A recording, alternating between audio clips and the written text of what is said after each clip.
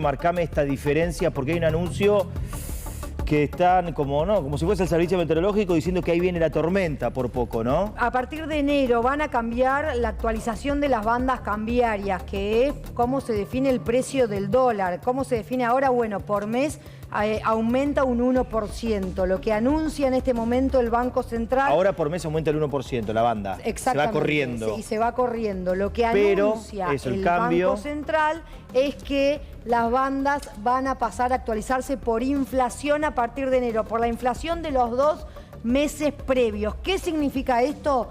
Que en enero se van a actualizar el 2,5%. Se va a correr. En este momento. O sea, casi el triple. Sí. A hoy.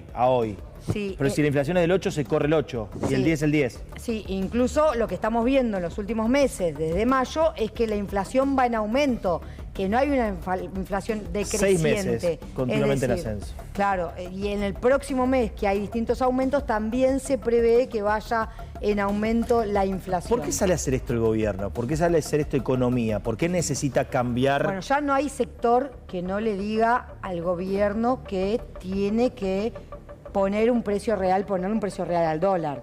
O sea, que tiene primero que comprar reservas, que tiene que hacerse de reservas. Todos los sectores, incluso los más cercanos al gobierno, le están diciendo tienen que hacerse de reservas. Ya obviamente que no cumplió con esta meta del Fondo Monetario Internacional, que está pensando en un waiver en las próximas semanas. Bueno, el gobierno lo que dice es que a partir de ahora, a partir de enero, también se puede pensar en hacerse justamente de reservas, y dice que la acumulación de reservas puede llegar a ser en 2026 de hasta 17.000 millones de dólares. Esto es algo urgente que tiene que empezar a mostrar el gobierno, y es una medida que en este momento está anunciando Bausili, que es el titular del Banco Central.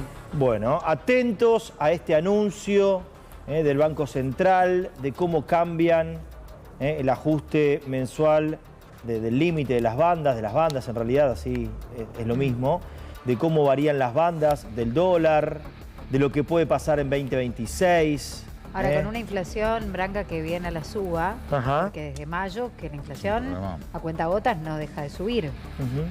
Bueno, ¿cuál puede ser la expectativa de lo que pueda pasar con el dólar si va a estar atado a la suba de inflación? Como decía, sube 8% de la inflación, sube 8%. Sí, como dijo Rosario, si son los 2 meses anteriores, cuando sepamos el número de inflación, ya vamos a saber cuál es el movimiento de banda dentro de 2 meses, ¿no? Claro. Pero no es más del 1, que se sostuvo durante tanto tiempo. El 1% era lo que se podía modificar. ¿Y en qué quedó aquel anuncio de que el dólar flota? ¿Se acuerdan? ¡Flota!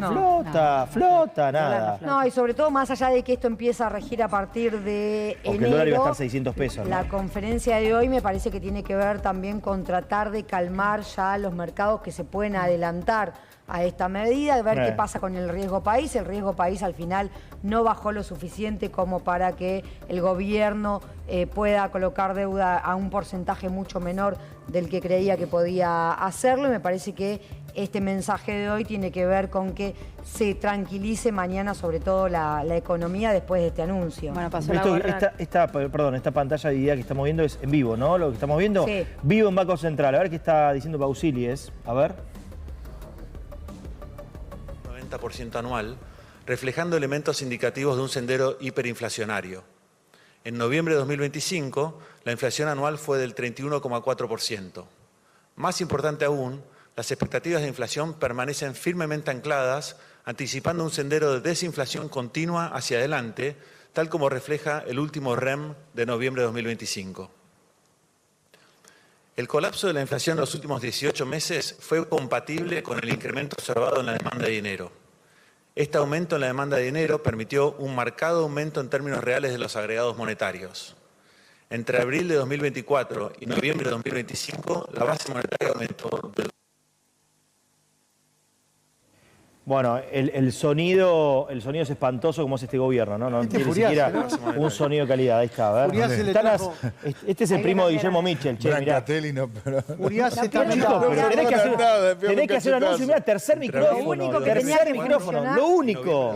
Lo único que tenés que garantizar, ahora nos deja tranquilo de que con el dólar va a estar todo bien, ¿no? Si no saben poner chicos, no garantizan que ande bien un micrófono, a ver. 14,5 a 16,7% del PBI en el mismo periodo. En paralelo, el crédito bancario en pesos al sector privado se expandió de 4,2 a 9% del PBI, apoyado en la liberación de recursos financieros permitido por el equilibrio fiscal sostenido a lo largo de los 23 meses. La inestabilidad política iniciada en abril de 2025 interrumpió temporariamente este proceso, reflejándose en un colapso de la demanda de dinero. Este shock derivó en un episodio... Volvió a empezar, ya lo habíamos escuchado eso. Otra vez el riesgo Cuca, otra vez vuelve a lo que era el comienzo del 23. La pesada de ¿Cómo aburren, ¿Cómo aburren? Ya estamos en la segunda parte del mandato y siguen hablando de 2023. Ahora, cuando salen a explicar mucho y a tratar de meter un fundamento, es porque estamos en problemas realmente. Ahí decía Rosario, ¿no? el tema sobre todo de la tasa de interés para salir a colocar deuda, 9% consiguió, pasando la gorra, muy alta la tasa, mucho más de lo que esperaba el propio Toto Caputo la semana pasada, y un vencimiento de 4.200 millones de dólares que está previsto para enero, además de la meta impuesta por el Fondo Monetario Internacional de acumular reservas, algo que el gobierno por el momento dijo no vamos a hacer, no vamos a cumplir.